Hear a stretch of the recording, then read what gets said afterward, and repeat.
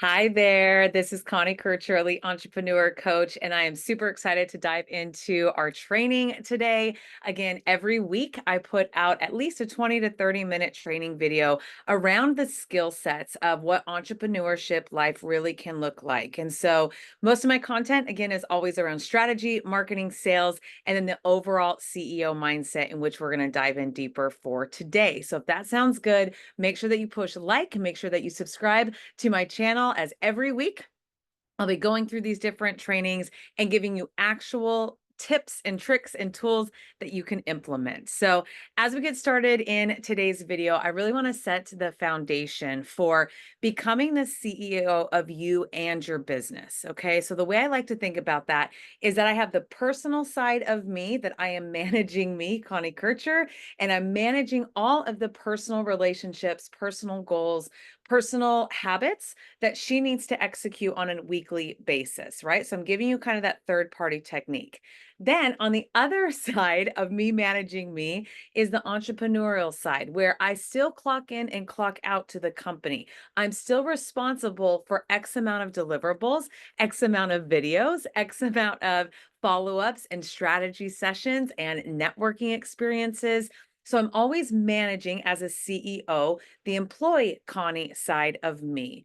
So I give that foundation that when we go to the training, I have an awesome slide deck that you're going to get access to and kind of get this a little bit more fleshed out again the next 20 to 30 minutes. So get ready to take some notes at any time. Pause the video that you want to do some reflection pieces and actually answer the questions that I'm going to be seeding for you. I want to just really make that clear is that I always teach my clients that leisure doesn't work, where you're always working and you're always leisuring. And we think this multitasking, this overlaying of I'm doing all of the things, Connie, from 6 a.m. to midnight, and I'm being all the roles for everybody, at the highest level. That's not sustainable. Every data point will show you that is not sustainable, and you'll never be able to scale your business. So when I think about seasons where I've been the best CEO of my life, it's when I know the segments of the day that I am stepping into fully taking care of myself right now. So for example, during the training of this video, I put a personal goal for myself for Q4 2024 to activate the 75 hard challenge again, because it's perceived as hard. But once you turn that into your lifestyle, this will be my third time. It's just, I just don't know any differently. I'm just adding a secondary outdoor workout here and there. And I'm just making sure I'm doing, progress pictures. If you've never checked out 75 Hard, I'd super encourage that. But what I'm saying is when I do that in the morning or when I have that segment, I'm just hyper focused all in on the personal and the well being and the fitness side of Connie. Okay. I'm not thinking about my next coaching session. I'm not thinking about my next, workshop I need to develop. I'm not thinking about the email campaigns that need to get activated, later today. But then when I turn it on, I literally have opening procedures that I'm like, I'm the CEO and employee today of the business.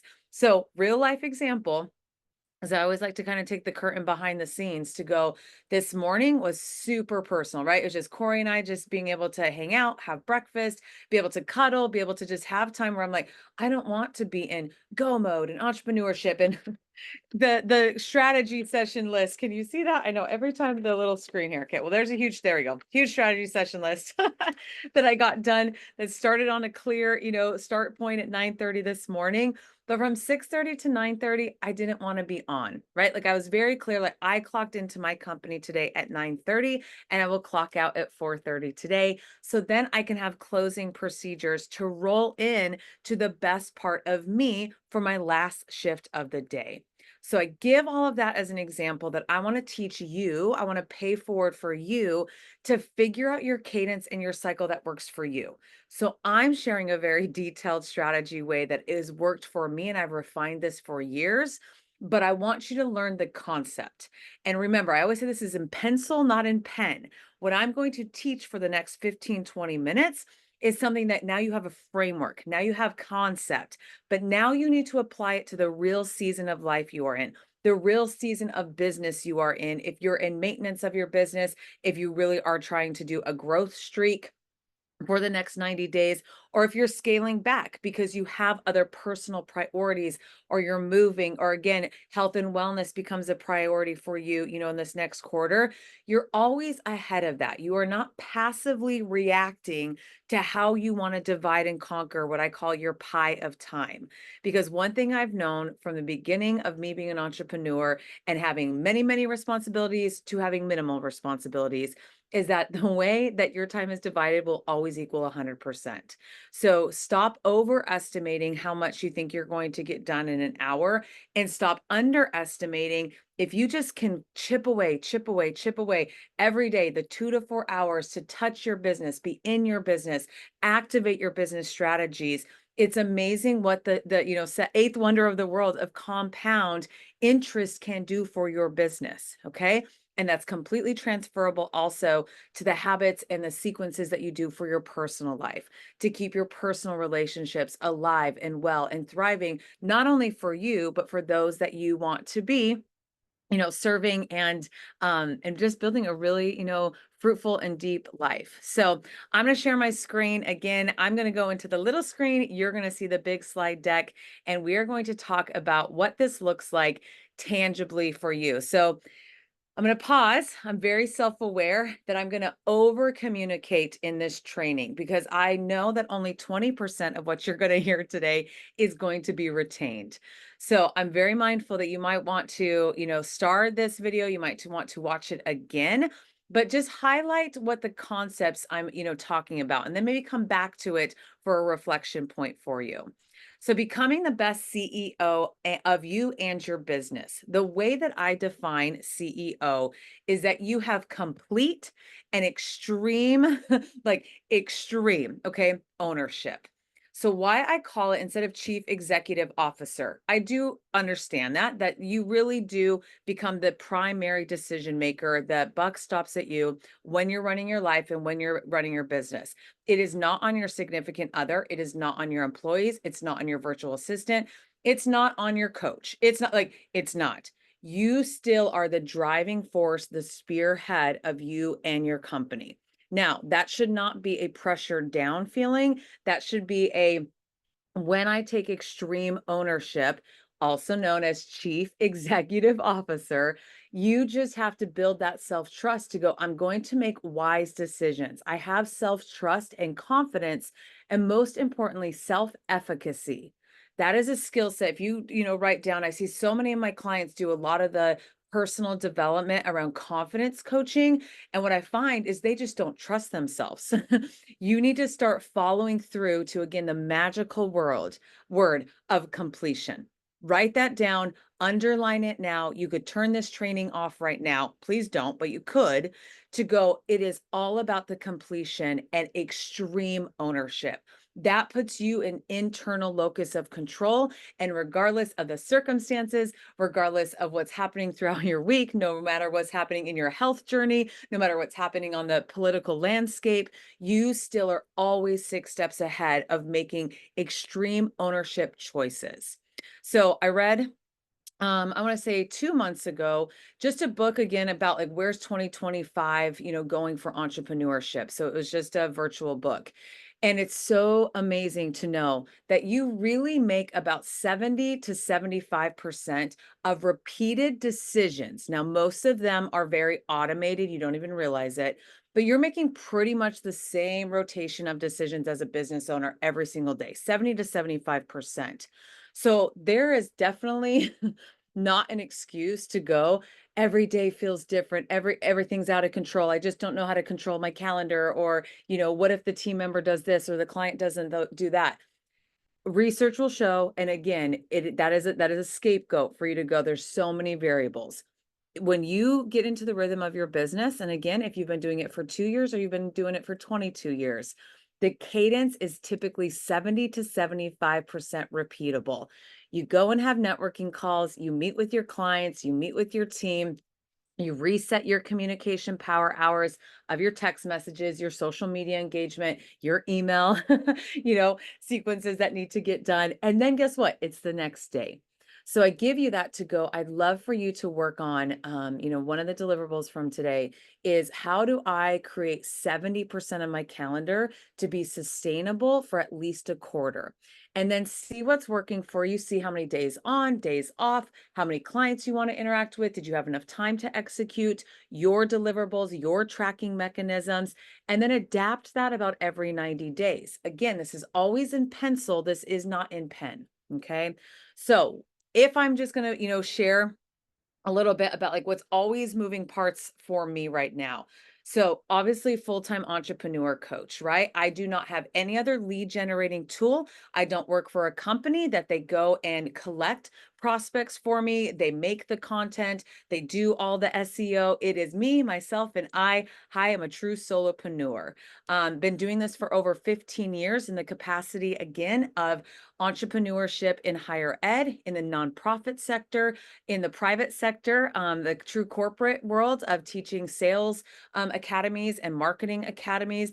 Loved building that curriculum, but when I would activate the trainings, I really missed seeing the transformation happening with the attendees. So I'd go for 2 to 3 days, but I'd never know what they were executing. So now, right now, I do one-on-one coaching full time for an average of about 40 clients that are product based or service based business owners, but they're really all in. I mean, you can see and feel my energy that I work with clients that really understand that they want to scale, they want to level up, not just in their entrepreneurial journey, and they're not afraid to be coachable, right? Like those are like my qualifiers for me.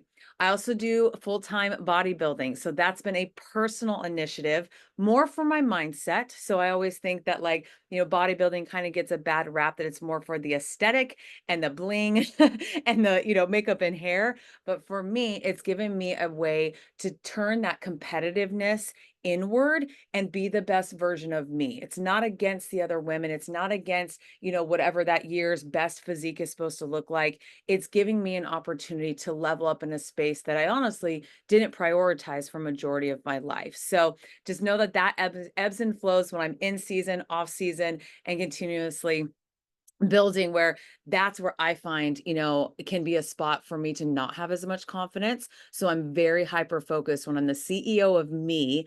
I want to make sure that Connie is doing well in that space. So then you see a picture of Corey and I. So we live full time right now in St. Thomas, US Virgin Islands. The boat behind there is where we live full time. So I always love to share that we live a fully nomadic lifestyle. It's been about a year. Again, if you follow my YouTube channel, I've been documenting for at least 22 days now, every single day, how I've been getting my outdoor workout, even though we live on a boat. You want to talk about like no excuses? There you go. So it's been an awesome journey. This next 6 months, we'll be looking at extending where we sail, where we travel to. But I give that context to you, do that. If you're like, but I live in a small town, Connie, I can't grow my business. Nope, it doesn't matter where you live. It doesn't matter what season of life you are in. Those are circumstances that are secondary. Your vision, your tenacity, your perseverance, the way you set up your schedule will always be primary. I mean, think about all the variables that happen when we're living on a boat and conversations I need to have with Corey and with clients and with family and friends to go, I'm still activating my business, but of course I want to go enjoy paradise. Of course I want to go make new memories, but that balance of both CEO hats I need to do. We live here full time. You know what I mean? Like think about that. We're not even going to separate offices. We're not even going into, you know, time that we have, super separate spaces. So I just give that example to go again, Connie, I can't relate to you. You've been doing this for so long. Well, if you've ever lived a nomadic lifestyle, or if you've ever traveled with your significant other and family and still activated work, and you're like, man, sometimes it's easier to have that, space, or, perceived easier to have it more structured. I'm giving you a living example to go, I've had both. And to be honest with you, each of them has its own nuances. So I'm just paying that forward for you. And then last but not least, to get to know a little bit about me on a deeper level, if you've been following my channel, is that every year I activate a women's elite entrepreneur retreat. It's always in Puerto Morales, Mexico, mid-September 2025 will be the next one. This is really for high caliber entrepreneurs that want to scale their business, really want to leverage how to get into adjacent marketplaces, So they have a solid, marketing plan. They have consistent sales happening. They have a consistent CRM system that they know how to do follow up, but they're missing the retention piece and they're missing the scalability piece. And they have bottlenecked their own business, even if they have a huge team, even if it's just them and, one other part-time employee. So if that's ever of interest to you, I'm always interviewing for the next couple years of who would be the appropriate, very intimate group of 8 women that go on this 6-day, 5-night, just amazing white glove experience where we are taking care of your flights, we're taking care of your all of your, meals and all-inclusive drinks. And then we have 3 days where we are doing strategic coaching, me and 7 other women and yourself sitting around that round table. And then, of course, there's spa time and rooftop bar, happy hour time, and all those pieces really built in so you can decompress. But I love that now we're back into complete experiential experiences that include international travel. And so, if that's ever of interest to you, would love to set up a connect and see if that would be a fit. So let's keep talking now about now that you know me, like there's nothing else I can share except this is a big plate to move, right? Like this is still me and no one's telling me the vision. I am managing me for this. I am managing the process for this. I am managing the marketing initiatives for here. But how do I manage the time? So in today's training, I want you to leave with these 3 things. So you might want to put 3 buckets or 3 kind of lines on your notes. I want you to recognize and really get clear the CEO mindset versus the employee mindset. Number 2 is how do you manage you? I always say, Connie, I love having you as my only employee, but Connie, sometimes you are very difficult to manage because you want to do a lot of things. There's a lot of execution steps that need to happen, and you want to be paid a lot. Like I'm a tough employee to have in my own company. And I hope you can relate to that to go sometimes, you go, man, I'm a great CEO, but as an employee, I don't do so great. Maybe you're an amazing employee, but you stepping into that CEO role, maybe you don't have that skill set yet and you don't know how to manage yourself in that space. I hope to give you some tips for today. And then last but not least is this methodology of negotiating skills within yourself. So notice how all 3 outcomes have nothing to do with your product, with your price point, with what platforms you're on, how many followers you have. None of that is going to make a difference if you can't get to a place that you can manage yourself and actually incentivize yourself to keep working for your own company. Like, hear my heart in that. If I can't incentivize me to show up every single day to do what I need to get done as an employee for the company, and I have figured that out, how to do that so I'm not slipping through the cracks of days or weeks, and it'd be easy. We live in St. Thomas. I could be on the beach every stinking moment of the day, but I really know what cadence and how many hours I expect from myself to be putting content out, to be able to serve clients, to be able to networking. That is a true reflection on I know how to manage Connie. And again, this will take time to evolve, but I wish someone would have been much more clear in my entrepreneurial journey that that's a skill set that will not just happen. Okay. So, CEO mindset, write this down. If you don't feel equipped in CEO, again, I'd love to coach you in this space. But for what I'm trying to say is like, how do you know if I have a CEO mindset? Is that you understand that at the highest level, your process is to make a decision, not precision. Let me hear that again. As the CEO of my business, I am to make decisions knowing 80% of what needs to get done instead of perfection. I need to just make decisions, go, that's a fit for us. That opportunity is a fit for us. No, we need to scale that back. Yes, we need to take that initiative. But I'm only going to be able to make, as a CEO, broad stroke decisions knowing 80% of the information. Now, on the flip side, as an employee, to once I get the directive from me as a CEO, I then do have to dial in the precision. How do I make that work? Make sure that it's the quality we need to get done. But I am more focused on the right strategic decisions to be done with urgency. CEO can equate, I need to make sure I know my decision-making process, I know what budget we are working with, and I know how to explain to Connie, the employee, how I want this done, and then she needs to complete that process however, she sees fit.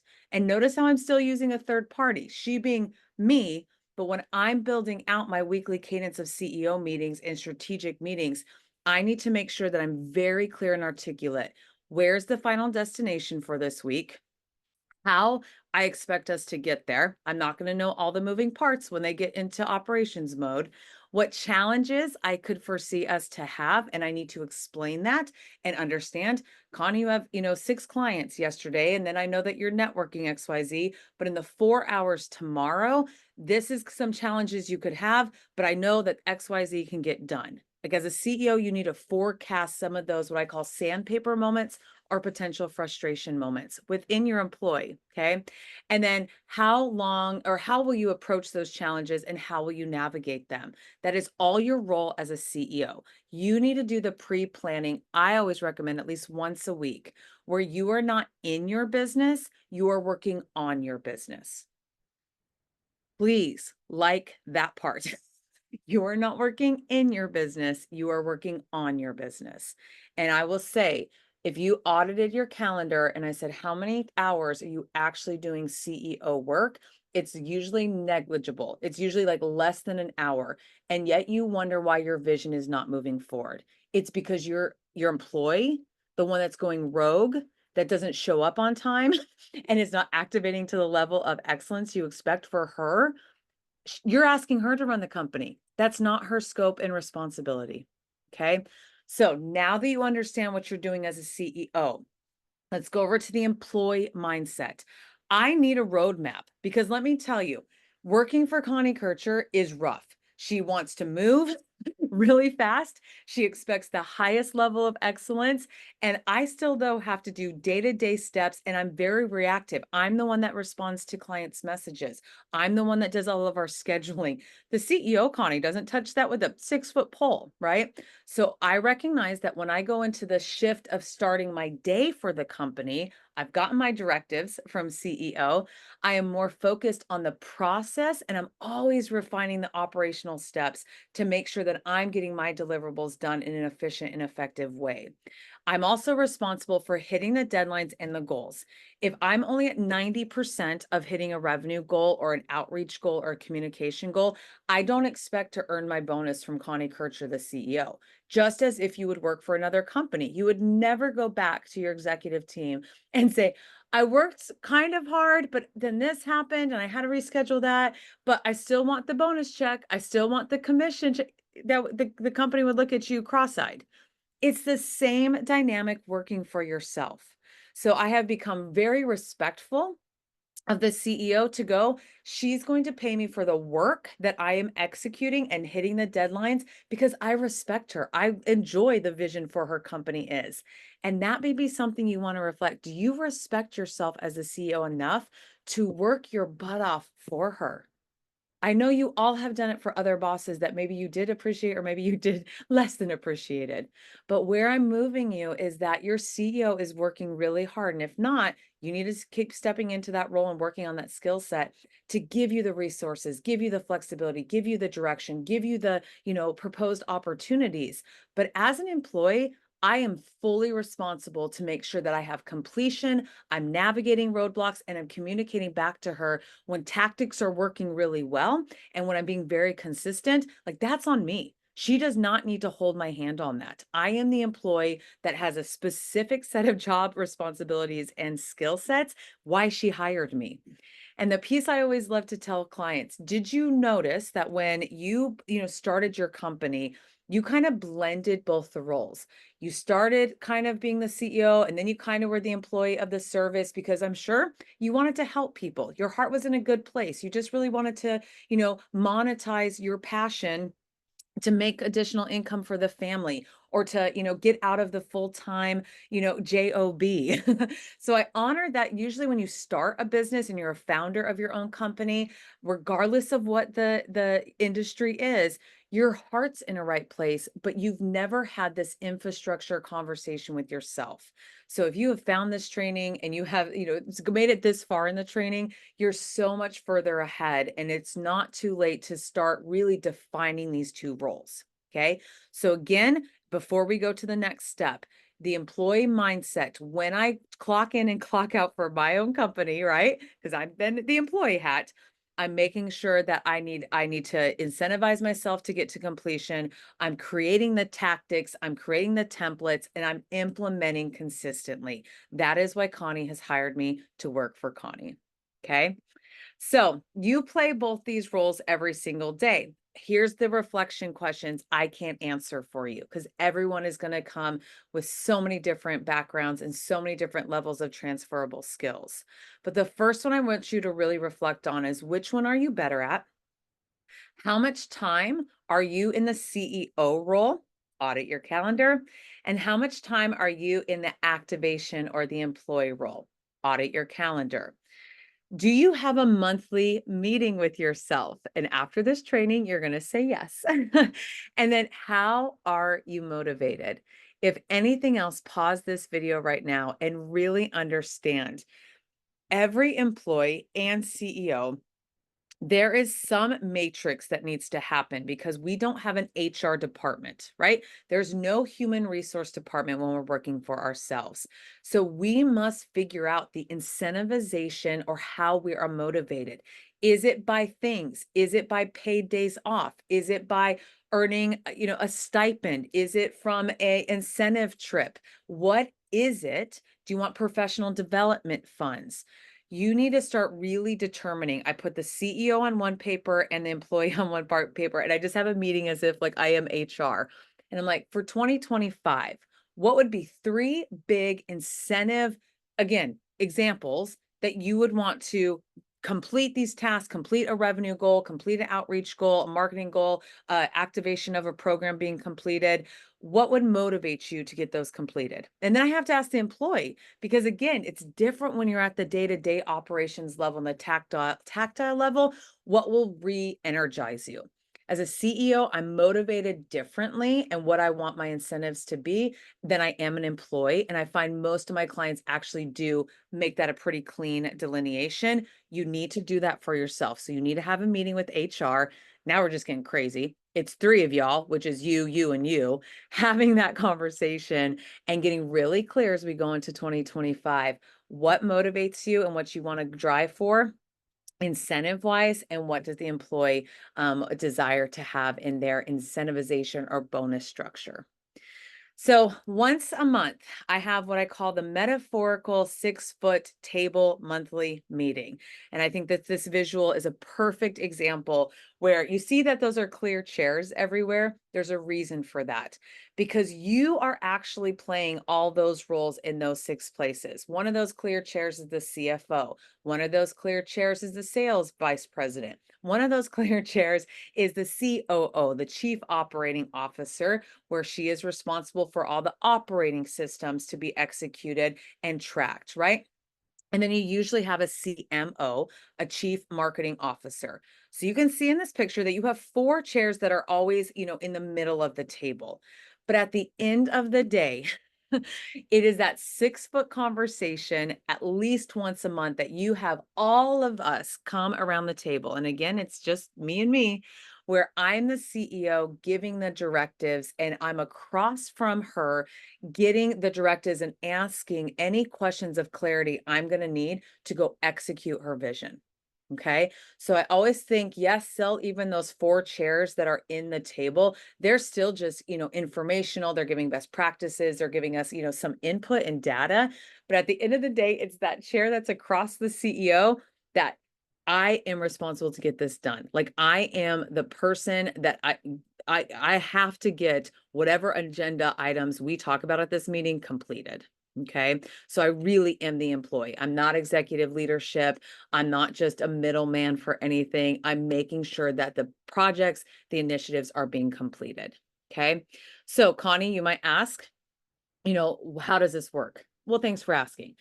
The CEO prepares an agenda and the employee prepares a report. Let me say that again. The CEO prepares an agenda and the employee prepares a report out. And what this helps you do is that it gets really clear on accountability. You get a lot of clarity of where there's mishaps of deadlines, mishaps of how many hours you want me to spend on a project. And it also helps you at the end of that meeting go, so I am responsible for these next 6 pieces and these 2 outreaches to that speaking opportunity or that, that project or prospect by, the 28th of October. And the CEO goes, yes. And now I'm responsible to follow up on that marketing, option, that blog potential opportunity. And I need to fill out these 2 applications. So it becomes really clear who owns what those deliverables were at that meeting. And here's the categories. And again, I wouldn't change this. I'm giving you the best framework you have. I would give the agenda this type of structure. The first one is a resource update, and both the CEO and both the employee are going to update in all of these different areas. So you're going to talk about resources. So that is really where you have, we have XYZ in the pipeline. We have some opportunity, cost that are potential that we maybe could leverage, an introduction that happened or a marketing opportunity that happened. But you guys just honestly talk about the resources we have right now, the products and services that we're offering. How are they working? Number 2 is you talk about your bandwidth. You say, okay, for this next month, so let's just use November, that if you kicked off your CEO employee meeting for November 1st, you both would jam out the conversation on resources, 10 minutes max, okay? Then you'd move to bandwidth and a well-being check-in to go like, okay, how are you doing for the next 4 weeks? Are you feeling burnt out? Are you feeling underutilized? Are you feeling, underappreciated? Do you feel like you could put more on your plate? These are types of questions I'm asking as a CEO to the employee side of me. And I'm also giving feedback to go, no, I still got gas in the tank before we get to December, or no, we've got a big thing happening in my personal life, or, I haven't been feeling that great. Whatever's happening in real true life, this is a time to negotiate that immediately. Be forward in that, be transparent in that. And you both have to be willing to receive that. Like as a CEO, you may say, I feel like I'm failing as a CEO and I don't know how to manage you. That might be a fruitful thing to practice, to go, okay, the employee's like, okay, I do need more direction from you, or I do need you to stop changing direction so many times, a month because I have too much on my plate. I need you to start eliminating 2 projects so I can actually follow through on what you said you needed from me, 2 months ago. Okay. Then we talk about opportunities. This is how I manage. Most of the entrepreneurs are so ideation, but there's no completion. So for 5 minutes, you talk about, we could try this new thing. I just took this training. Did you see so and so opened up this new, co-working space? Like all the opportunities conversation happens. But you just hold that in a container to go, which one opportunity do we want to focus on? If you've never read the book, just this one thing, right? It's a huge entrepreneur book about 7 years ago. And it just talks about, you don't have to read the book. I'll fast forward. Just focus on the one thing a month and make sure that everybody in the company is doing the one thing every single day to get you to that opportunity. Okay. So instead of trying a new opportunity every third day and not knowing if it's going to work out, because it won't, you don't have sustainability built into that. My encouragement is you brainstorm all these potential opportunities, but you and the CEO negotiate and go, this is the one we're going to focus on for November 2024. Then you have the honest conversation of identifying gaps. Where am I lagging? Where is our system lagging? Who didn't, pay XYZ? Like you have a real honest conversation to go, this is not work. This part of our business isn't working. The pop-up window on our Facebook page or on our website or landing page isn't working. I keep showing up to this networking group, but I don't know if it's an ideal fit. This is where you have the tough feedback conversations, but it has to be on the agenda. Every business, I don't care how well you've done and how much personal and professional development you've done, there will always be gaps in your business. So make sure that that is an agenda item when you're in this negotiating time or this meeting. Then as a CEO, I need to reprioritize projects, scopes. Connie, I want you focusing on week 1 on these 2 things for the first week of November. These 3 projects need to be completed the second week of November. These are my priorities for the 3rd week. And then because the 4th week we have Thanksgiving. I just want this last project to be done. See how clear and concise I just reprioritize what I expect the employee Connie to do. I'm scripting that for you. I'm practicing that for you. I'm modeling that for you to go, your employee is only going to retain about 80% of that direction. Not because she's a bad employee, but welcome to being an employee. Is I still am balancing everything else on my job. As she has given me these directives. So the better you can get at line iteming the way I just said it for the month, and then making sure as an employee, if you have a clarifying question, how she just reprioritized projects, your question might be, well, how much time do you want me to utilize, to complete this? Or I might do phase 1 for week 2 and phase 2 for week 3. And then you can kind of look over that proposal or look over anything before we go live. How does that sound?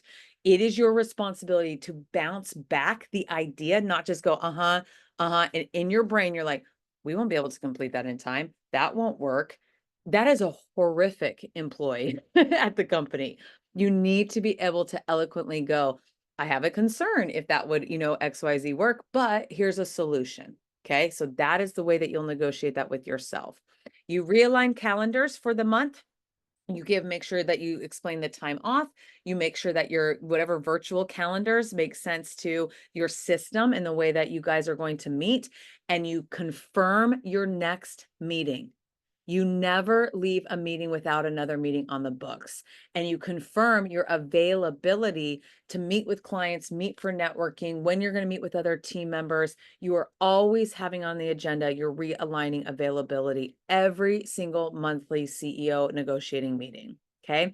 Then I always like to forward think and go request time off. So I always am asking Connie, like, I would like to take 2 weeks off in December. We are looking at the 20th to the 29th. Will that work? Right. So I had this real conversation with myself before I put it on the calendar, because then I knew I approved Connie to only be on for 2 weeks of December, but I knew the condensed expectation I had as an employee of what I need to get done those first 2 weeks of December. So make that formal. Just because you're an entrepreneur does not mean you get to no show on yourself. You think that that's freedom? That's absolutely absurd. You are going to run your company into the ground. If an employee no showed several times, you would be fired. Okay. So I always love to give kind of the soapbox moment to go. Most of us become entrepreneurs because we desire freedom. But most of us, if we're honest, you actually would have already been fired.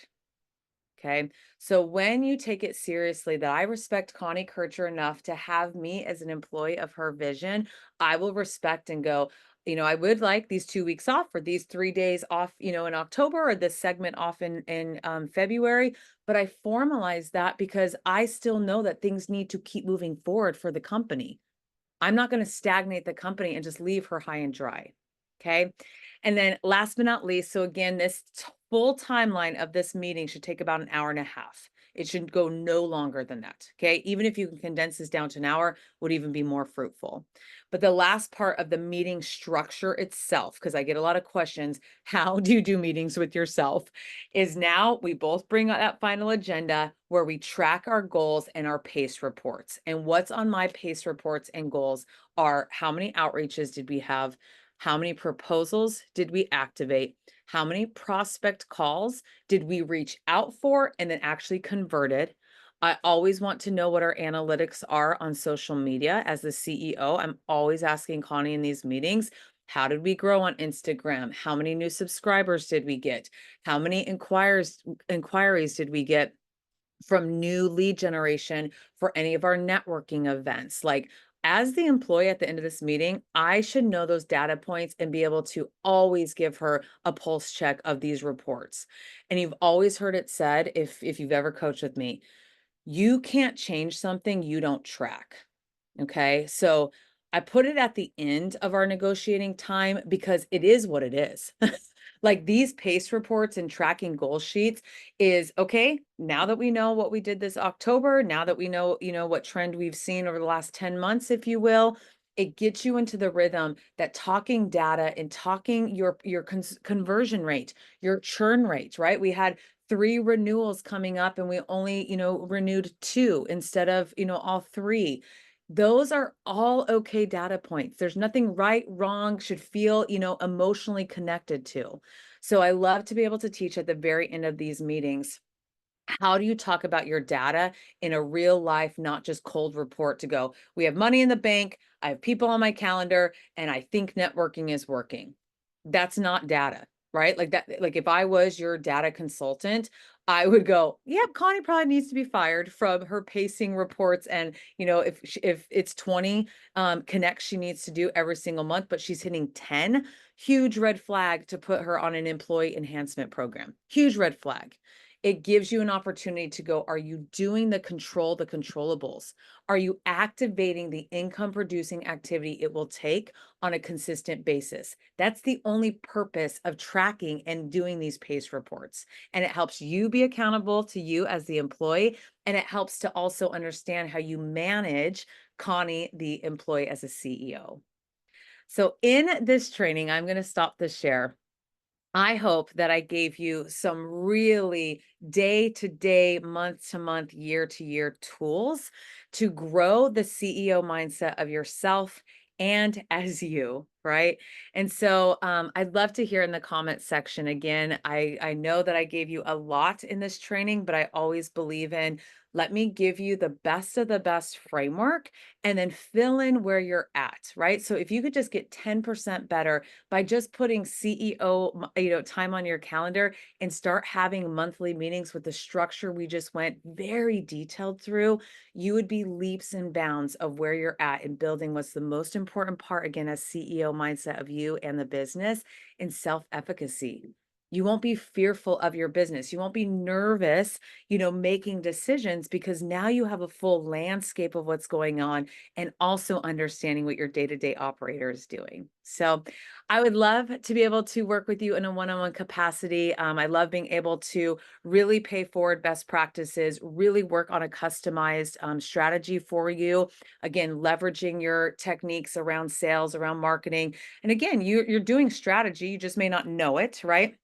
But I really love to work with those women entrepreneurs that are ready to scale, really ready to dial in their follow-up strategies, and most importantly, build a sustainable business model where retention is very, very high, satisfaction for you running the business and the client satisfaction is off the charts, and that you really dig into the data and start making some intentional decisions. So if that sounds like you, I'd love to invite you to a conversation or consultation for the Elite Entrepreneur Retreat, and or to set up a consultation to coach with me. Enjoy your day serving as a CEO and also CEO of you. And I'll see you next week for our another training. Bye.